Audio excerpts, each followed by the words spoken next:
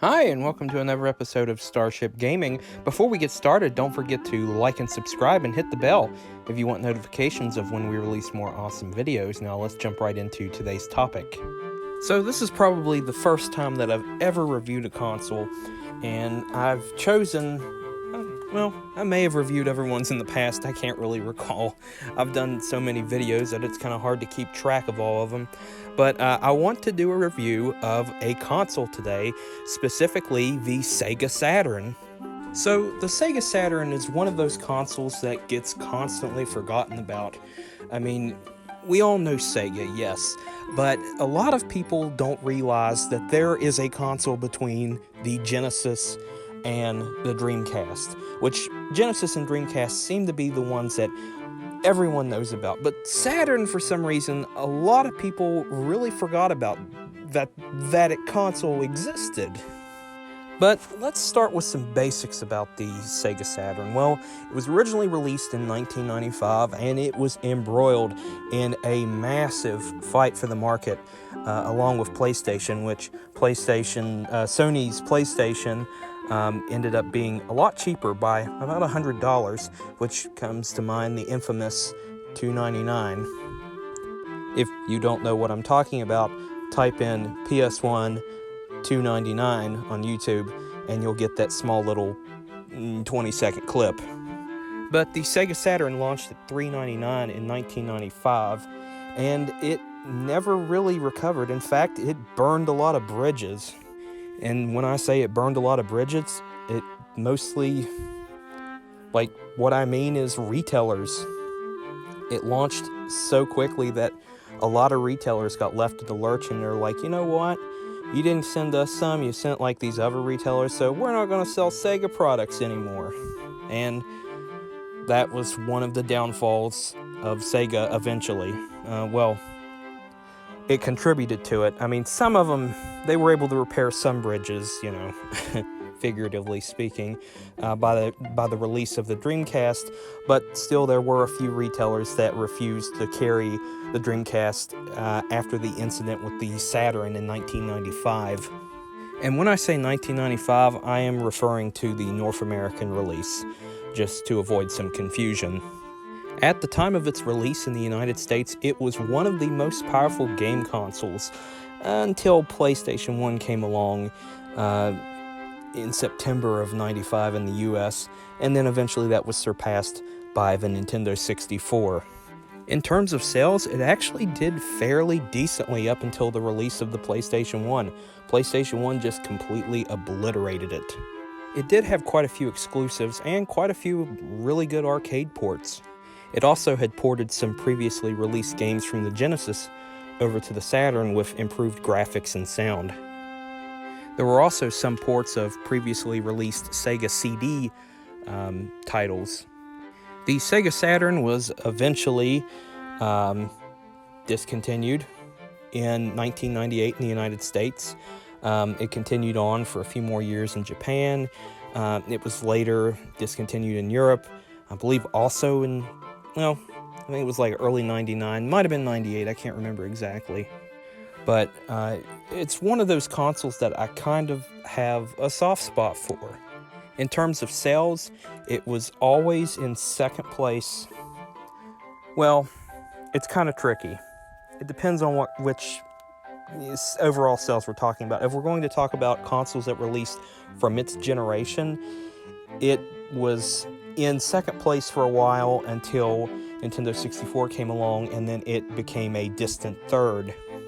But like I said, it's one of those games that I kind of have a soft spot for. I'm really nostalgic for it. And I think what's cool is the commercials that they had for it. I think there was whole infomercials for this thing, trying to convince people to buy the Sega Saturn. And honestly, for the concept, it was pretty cool. I mean, the only other competition it had at the time of its release was the Panasonic 3DO and the Atari Jaguar. Now, like I mentioned earlier, it was considered one of the most powerful consoles to come out at its time.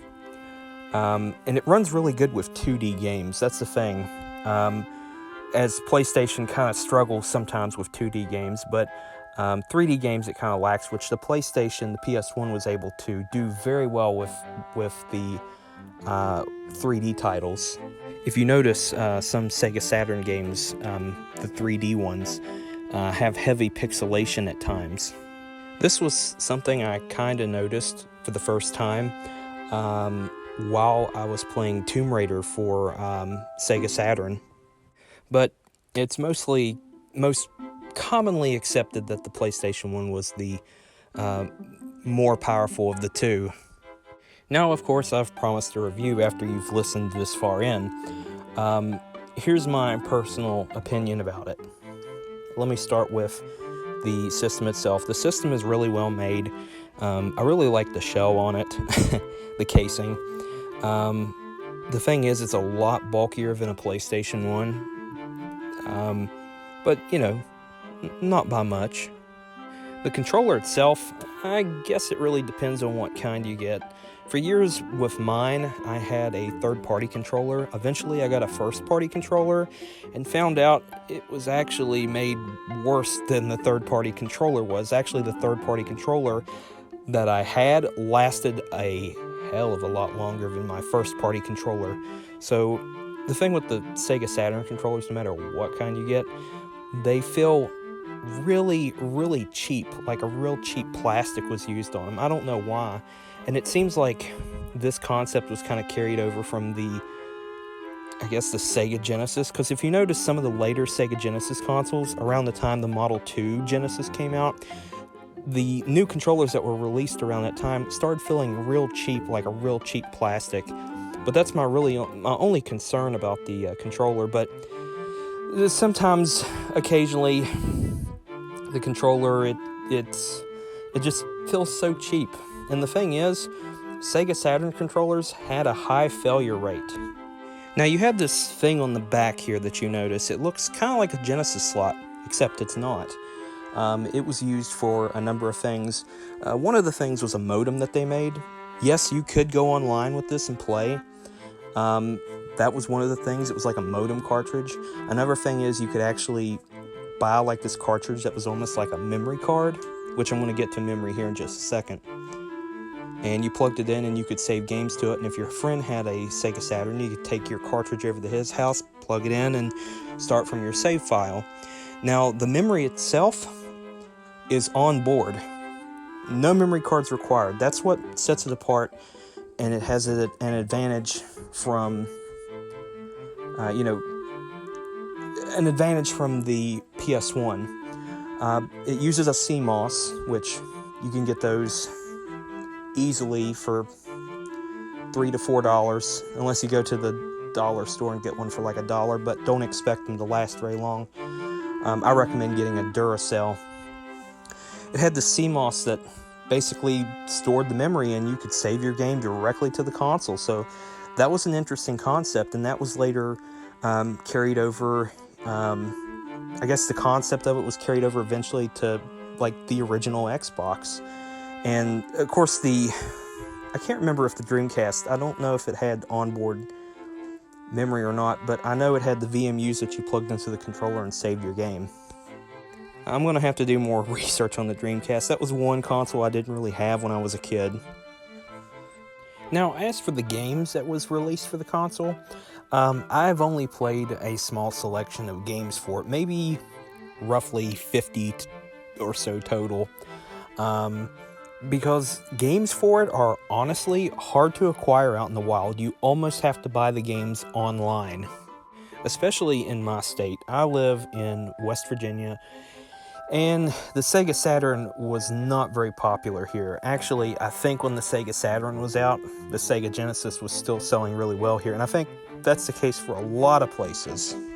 Every now and then I'll come across one in the out in the wild, like, I've found a few at Goodwill, but a majority of them I find usually at flea markets or, some kind of roadside vendor. And sometimes they're priced pretty decently, and then you have the ones in flea markets who, they're selling outdoors. they don't have any kind of business license, and they're selling them at retail, which makes no sense. If you're going to sell an item like that at full-blown eBay price, sell it on eBay, because nobody's going to buy it like that unless they're really desperate for that game. Now, if you're a retail store and you sell video games, it's a little different. I run a retail video game store, but I don't sell my games anywhere close to eBay price. I sell them well below. Like, for example, if it's going for $80 on eBay, I usually sell it anywhere between the $40 and $50 price range. So usually I'm pretty reasonable on my prices. But it had a pretty decent selection of games. A majority of them, like I said, were, I guess you could say, arcade-related.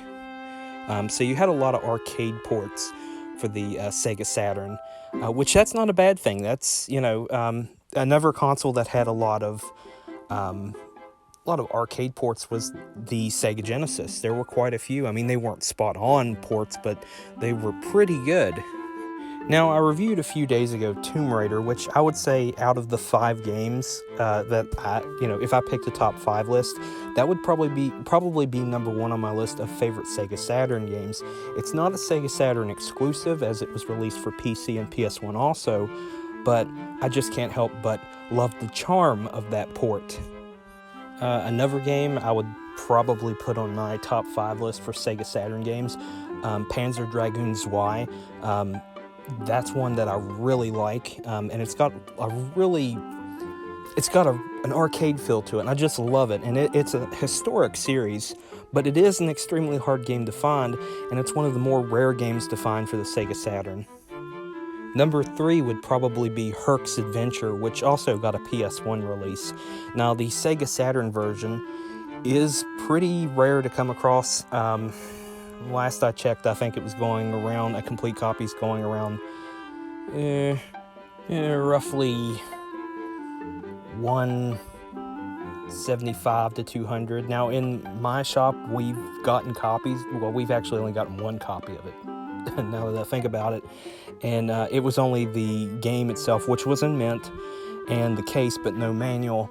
And this has been about 5 years ago, and even then it commanded a high price, moderately, not insane, but we ended up selling the copy for $100, which isn't too bad, considering the rarity of it. At that time, a complete copy, I believe, was going for about $140, and then a copy without the manual was still going around roughly $115, $125.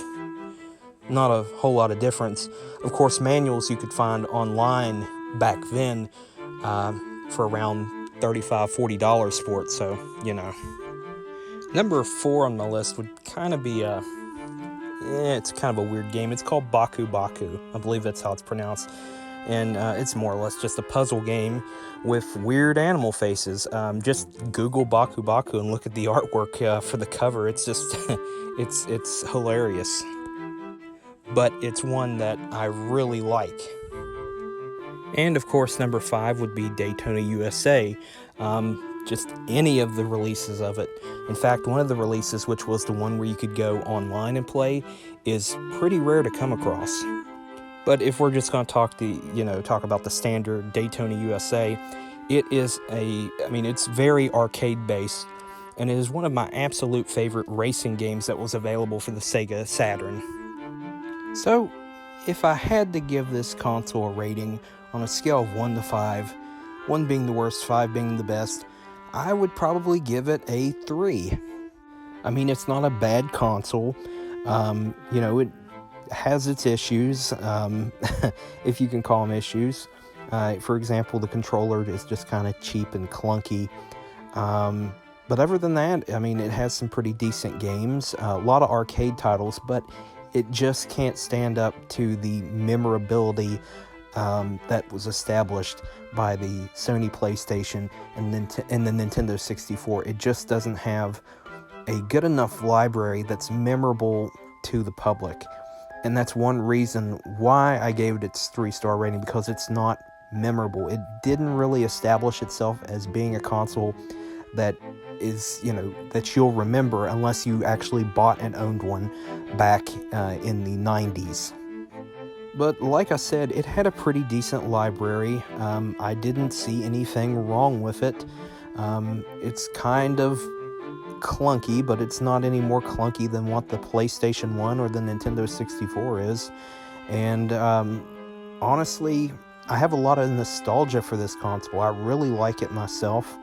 And I think that if you are a gaming enthusiast, this should be one that you own. It's definitely... the prices for it right now are all over the place. The cheapest you can get them is $65 used, non-refurbished, all the way up to the $250 range, depending on, what kind of stuff you want.